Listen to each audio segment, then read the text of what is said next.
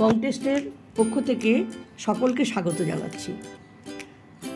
আজ আমি ডিমের একটি নতুন রেসিপি নিয়ে হাজির হয়েছি, যা সহজে রান্নাও হবে, খেতেও বেশ সুস্বাদু। আপনারা এবার এই রেসিপিটা দেখুন। আজ আমি এই ডিম দুটো দিয়ে করব সানি সাইড আপ পোস্ত কারি। তার জন্য আমার অবশ্যই ডিম লাগছে লবণ, সর্ষের তেল লাগছে, চিনি, পোস্ত বাটা নিয়েছি, গোলমরিচের গুঁড়ো, লম্বা সরু করে কাটা হাফ বাটি পেঁয়াজ, কাঁচা লঙ্কা নিয়েছি, চেরা কাঁচা লঙ্কা, হাফ চামচ কালো জিরে। হয়ে গেছে, এবার আমি ডিমটা ছাড়বো।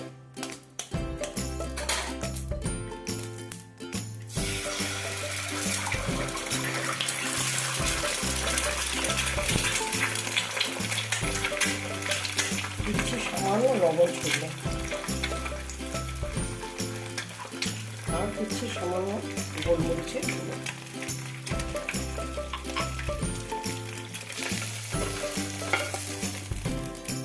তো ডিম আমি এইভাবে সানি সাইড আপ করে নিলাম। তেল দিচ্ছি সর্ষের তেল, দুপলা তেল দিলাম।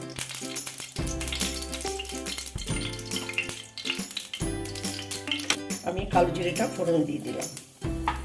এবার দিচ্ছি আমার কুচনো পেঁয়াজ,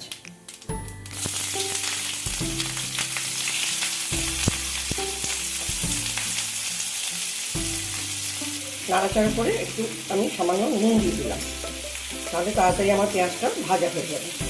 পেঁয়াজ ভাজা হয়ে গেছে, এবার দেবো পোস্ত।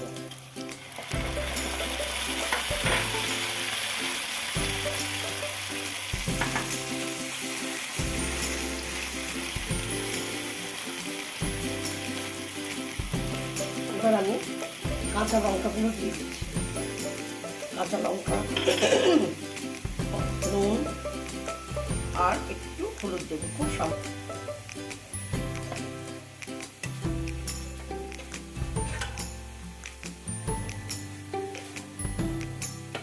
পোস্ত ভাজা হয়ে গেছে, এবার দেবো হালকা করে জল।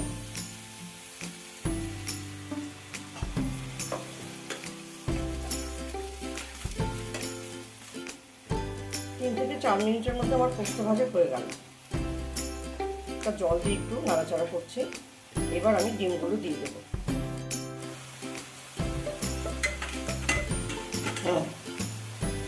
আমি এবার আমার সানি সাইড আপগুলো পোস্তর মধ্যে দিয়ে দিচ্ছি, আর এবারে এই পোস্তটাকে এর উপরে একটুখানি নাড়াচাড়া করে দিয়ে দেবো।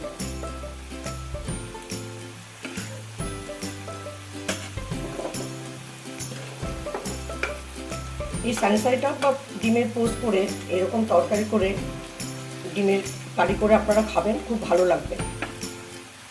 আর একঘেয়ে ডিম খেতে তো আমাদের আলু দিয়ে সেই যে ডিমের ডালনা, সেটা তো খাওয়াই যেতে পারে। তার বাইরে আমরা পোস্ত দিয়ে এইভাবে খেতে পারি। আর ডিম তো আমরা বহুভাবেই ব্যবহার করি, মিষ্টির জিনিসের মধ্যেও, যেমন কেকে